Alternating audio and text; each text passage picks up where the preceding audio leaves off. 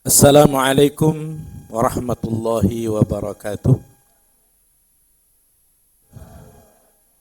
Bismillahirrahmanirrahim. Alhamdulillahilladzi hadana lihadza wa ma kunna linahtadiya laula an hadanallah. Allahumma salli wa sallim ala sayyidina Muhammadin miftahi babi rahmatillah adada ma fi ilmillah salatan wa salaman daimaini bidawami mulkillah wa ala alihi wa sahbihi wa sallim. Subhanaka la ilma lana illa ma 'allamtana innaka antal alimul hakim wa tub 'alaina ya Allah innaka antat tawwabur rahim. Qala rabbi shrah li sadri wa yassir li amri wahlul 'uqdatam min lisani yafqahu qawli. Amma ba'du. Para santri yang ada di studio dan pemirsa yang ada di rumah, alhamdulillahirabbil alamin, bersyukur kita kepada Allah ditakdirkan waktu-waktu kita diisi dengan kajian-kajian ilmu pengetahuan, yang semoga ilmu-ilmu yang kita baca, warisan-warisan yang telah ditinggalkan oleh para guru-guru kita, ulama-ulama kita, menjadi wasilah bagi kita untuk dapat dekat kepada Allah Subhanahu wa taala dan mendapatkan syafaat daripada Rasulullah.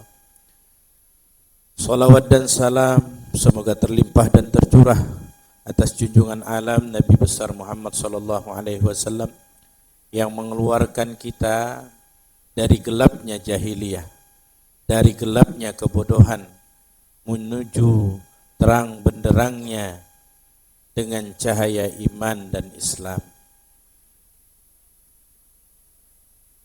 Pada kali ini kita melanjutkan kajian kitab At-Tibyan fi Adabi Hamalatil Quran, bab yang kelima, yaitu Al-Babul Khamisu.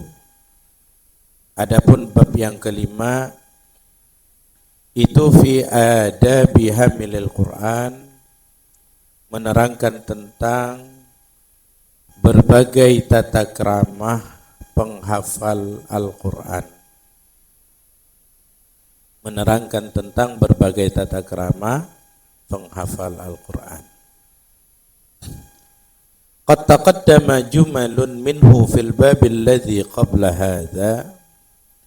Sungguh telah terdahulu sejumlah dari persoalan atau keterangan ini di bab yang sebelumnya atau di bab sebelum ini. Wa min adabihi, dan di antara tata krama penghafal Al-Quran itu ayyakuna ala akmalil ahwali, hendaklah ia harus dalam kondisi-kondisi yang paling sempurna dan wa akramis syama'ili, berada di dalam berbagai perilaku yang paling mulia. Kalian para penghafal Al-Quran adalah penghafal firman Allah Subhanahu wa ta'ala, penghafal kalamullah, penghafal mukjizat Rasulullah yang paling besar, yang sampai saat ini kita semua sebagai umat Rasulullah dapat merasakan mukjizatnya Rasulullah. Penghafal yang mana Allah Subhanahu wa ta'ala selalu meletakkannya pada orang-orang yang terbaik dan dalam keadaan yang terbaik. Nah, sehingga diharapkan ketika kalian mampu menghafal Quran, kalian juga menjadi bagian daripada orang-orang yang terbaik. Nah, oleh karena itulah ketika menghafal Quran itu keadaan kita, sikap kita harus kita usahakan semaksimal mungkin keadaannya harus dengan keadaan yang baik.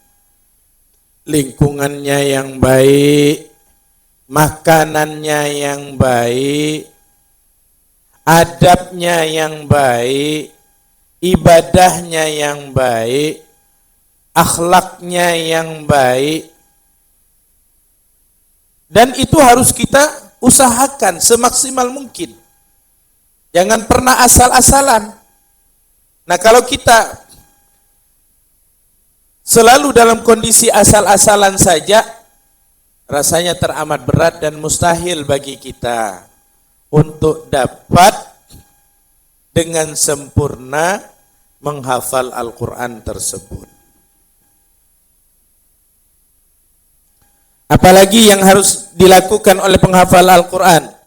Wa ayyarfa'a nafsahu, dan hendaklah dia membebaskan dirinya an kulli ma nahal Qur'anu, dari setiap apa yang dilarang oleh Al-Quran.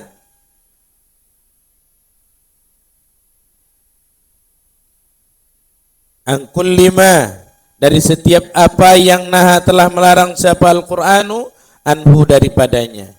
Ijlalan lil Qur'ani, karena mengagungkan Al-Qur'an. Nah, jadi kita penghafal Al-Qur'an, apa yang diharamkan oleh Allah Subhanahu wa taala di dalam Al-Qur'an itu semaksimal mungkin bagi kita untuk meninggalkannya. Jangan sampai kita menghafal Quran, yang dihalalkan, yang diharamkan Al-Quran, malah itu saja yang kita lakukan. Sedangkan apa yang diperintahkan oleh Allah Subhanahu wa taala di dalam Al-Quran, kita abai, kita lengah, kita remehkan.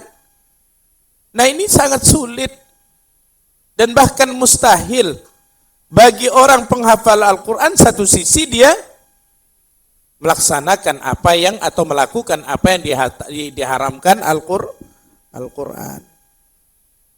Nah, jadi dia harus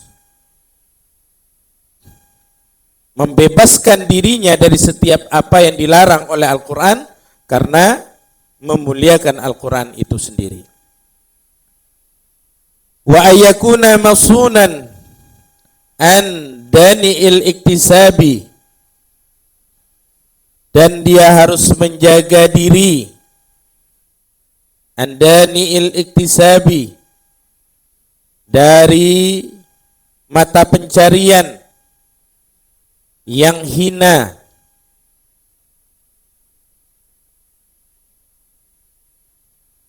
Nah, rizki yang dia dapatkan, misalnya kalian mondok, kirimannya itu harus dipastikan halal. Yang kalian pakai itu dipastikan halal. Yang kalian makan itu harus halal. Yang digunakan bayar bulanannya juga harus yang halal. Jangan ada apa yang kita dapatkan dari usaha kita menghafal Al-Quran ini, kita dapatkan kiriman atau usaha dari sesuatu yang diharamkan oleh Allah, dari sesuatu yang rendah, dari sesuatu yang hina. Harus bersih. Nah, pastikan. Dan kita yakin husnuzon kepada orang tua kita, kedua orang tua kita. Apa yang beliau berikan, kirimkan kepada kita dari duit jajan kita, dari ongkosnya, kemudian dari kitab kita, kemudian dari pakaian, makanan, dan berbagai macamnya. Kita husnuzon kepada orang tua kita, dan kita minta kepada Allah Subhanahu wa ta'ala agar Allah memudahkan untuk kedua orang tua kita mendapatkan rezeki yang halal, yang barokah, yang mudah tanpa kesulitan. Jadi kita pastikan hasil daripada usaha yang kita dapatkan itu adalah dari hasil yang mulia, yang halal, bukan dari hasil yang rendah atau yang hina, yang haram. Kemudian apa lagi? Syarifan nafsi,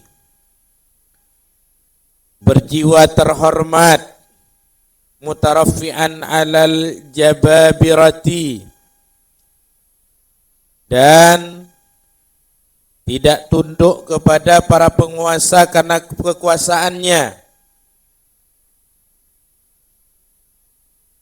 Kita tegak berdiri kepada para penguasa yang kita berada di jalan kebenaran. Jadi tadi tidak tunduk kepada penguasa karena kekuasaannya, atau tidak tunduk kepada penguasa yang angkuh. Mutaraffi'an alal jababirati wal jufati min ahli dunya. Dan kita juga tidak tunduk kepada orang yang gemar terhadap dunia, yang membangga-banggakan dunia. Tidak mendewa-dewakan penguasa-penguasa yang angkuh, tidak mendewa-dewakan orang-orang yang ahli dunia, yang banyak hartanya tetapi maksiat kepada Allah. Kita tidak termasuk bagian orang yang mendewa-dewakan mereka. Kemudian apa lagi yang harus ada pada diri kita penghafal Quran? Mutawadhi'an lissalihina wa ahlil khairi wal masakini, yaitu rendah hati terhadap orang-orang yang baik. Ya. Ya, kalau penguasanya baik, pejabatnya baik, tetap kita rendah hati.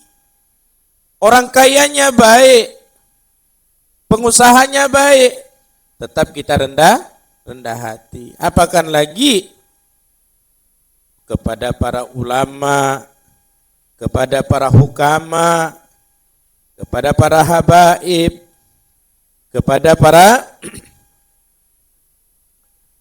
orang-orang saleh, maka wajib bagi kita semua untuk rendah hati kepada mereka, ahli kebaikan, dan rendah hati kepada orang-orang yang miskin. Tidak sombong. Kemudian wa ayyakuna mutakhasyian, dan hendaklah dia bersikap khusyuk, za sakinatin, memiliki sikap yang tenang, wa waqarin, dan berwibawa.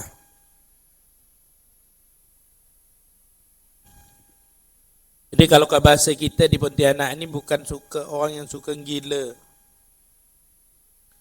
bukan orang yang suka gurau. Bergurau tapi bukan orang yang suka bergurau. Sikapnya tenang, khusyuk, kemudian berwibawa. Jadi dia tidak diremehkan orang, tidak direndahkan orang. Bukan orang yang suka ngomong sana, ngomong sini, teriak sana, teriak sini, lari sana, lari sini, bukan. Penghafal Al-Quran tidak seperti itu. Tapi penghafal Al-Quran, dia senang duduk bersama Al-Quran. Dia senang menjadikan Al-Quran sebagai sahabatnya di dunia.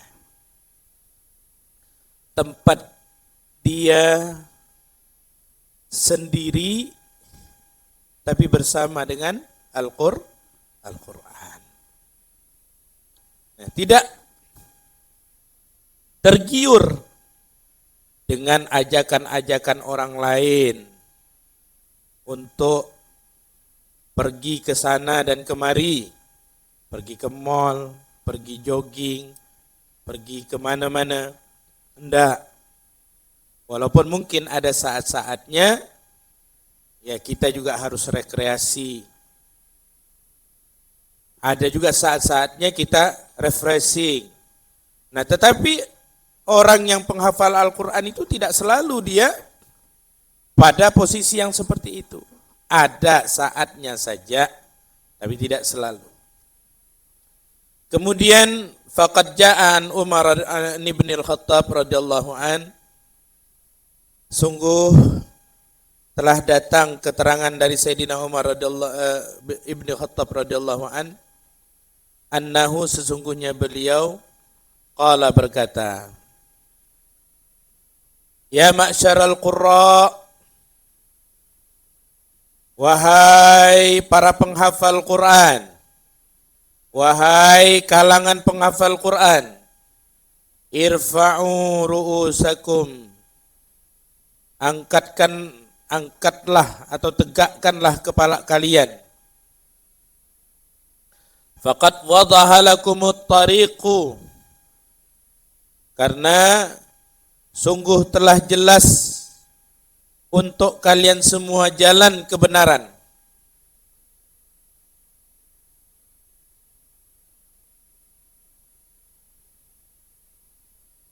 Wastabiqu, dan berlomba-lombalah kalian al khairati, pada kebaikan,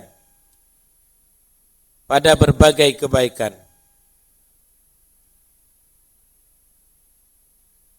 Wala takunu iyalan 'alan nasi, dan janganlah kalian menjadi beban biaya hidup bagi manusia. Nah, ini yang dikatakan Sayyidina Umar radhiyallahu anhu.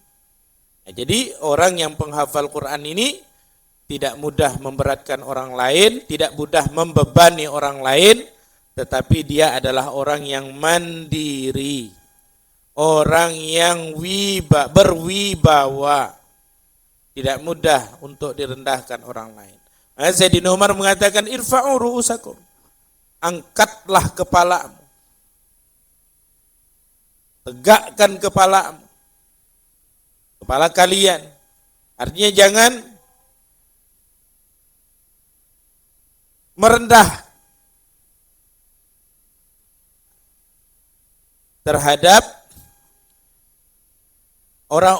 terhadap ahlud dunia, tetapi kita mandiri, tegak berdiri, karena kita diberikan kelebihan oleh Allah Subhanahu wa taala.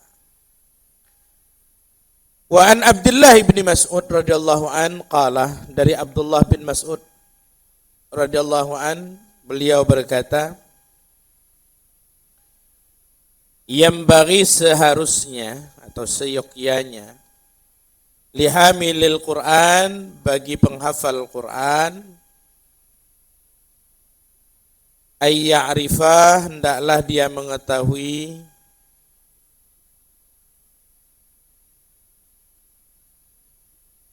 bilailihi,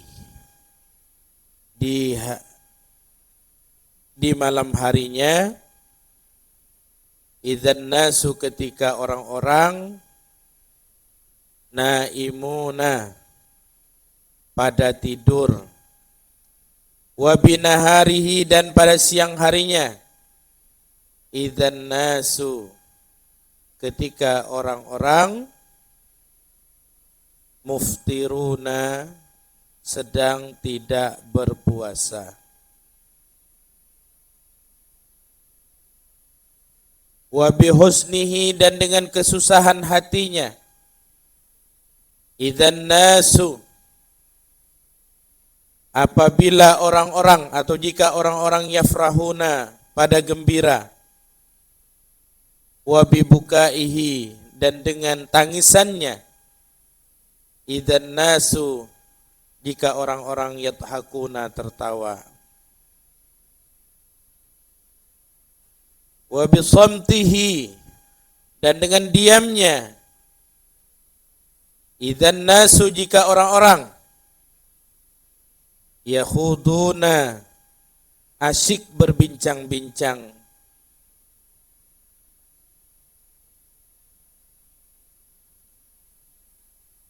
Wa bi khuduna wa yakhuduna, dan mereka menundukkan diri. Wa bi khusyu'ihi, dan dengan kekhusyuannya. Idzan nasu, ketika orang-orang yakhtaluna, memamerkan keangkuhan.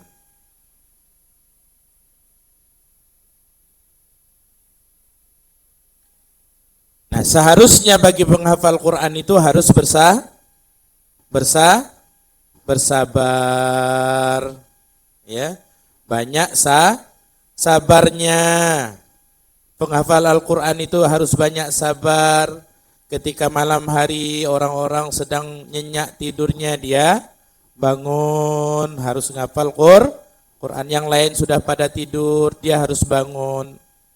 Dia harus banyak bangun, tidak banyak tidur. Di siang harinya ketika orang-orang pada tidak puasa, dia harus banyak berpuasa. Di siang harinya ketika orang-orang perutnya kenyang, dia harus banyak melaparkan perutnya. Karena kenapa? Karena penghafal Quran itu ketika perutnya dipenuhi dengan makanan atau dalam keadaan kenyang, maka otaknya ini akan berkurang fungsinya. Kalau udah kenyang perutnya, maunya tidur saja, malas saja.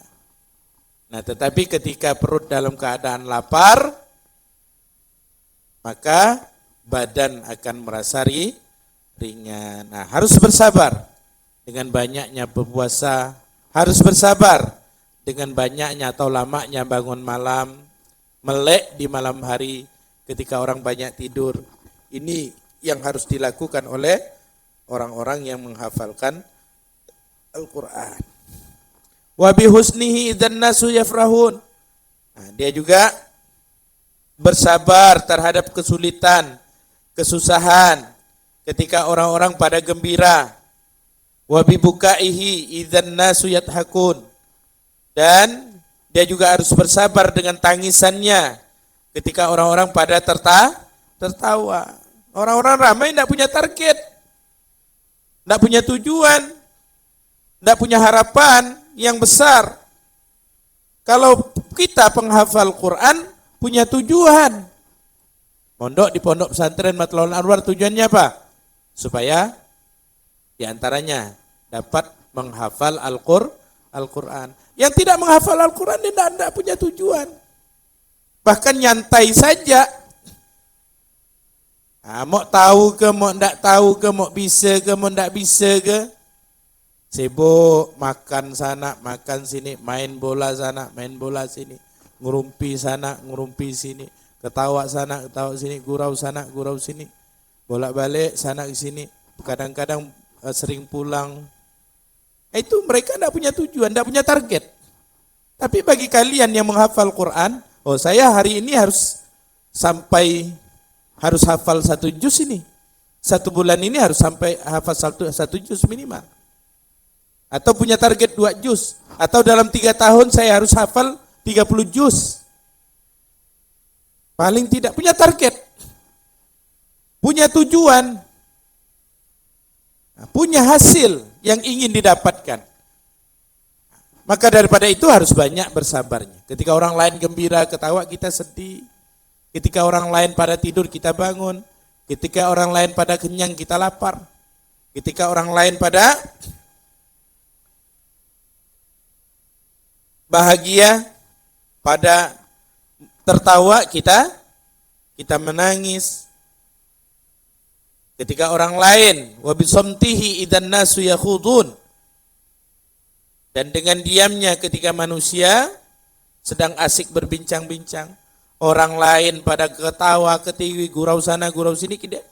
Orang penghafal Quran duduk hafal Quran, kadang-kadang ke sana, kadang-kadang ke sini, kemana-mana, menyendiri, senang bersama dengan Al-Quran, bersabar dengan keadaan yang seperti itu. Karena kita memang berbeda. Penghafal Al-Quran itu punya kemuliaan tersendiri, dijamin oleh Allah Subhanahu wa ta'ala dengan berbagai jaminannya. Jadi untuk mendapatkan kemuliaan-kemuliaan yang dititipkan oleh Allah, yang dijanjikan oleh Allah, harus juga dengan perjuangan yang keras, tidak dengan perjuangan yang ringan, yang spontan, tapi dengan perjuangan yang berat, yang lama, tidak ringan. Oleh karena itu dibutuhkan kesabaran. Dibutuhkan kesabaran. Ini saja mungkin dari pertemuan kita kali ini.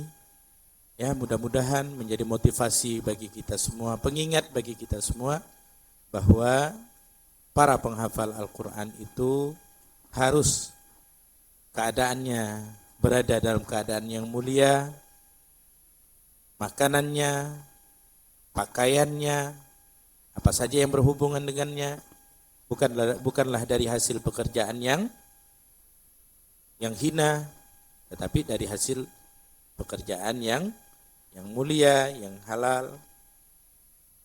Kemudian dia tidak tunduk kepada ahlu dunia, kepada pejabat yang korup, kepada pejabat yang zalim, orang-orang yang mendewakan dunia, tetapi dia tunduk, dia tawadu kepada orang-orang saleh.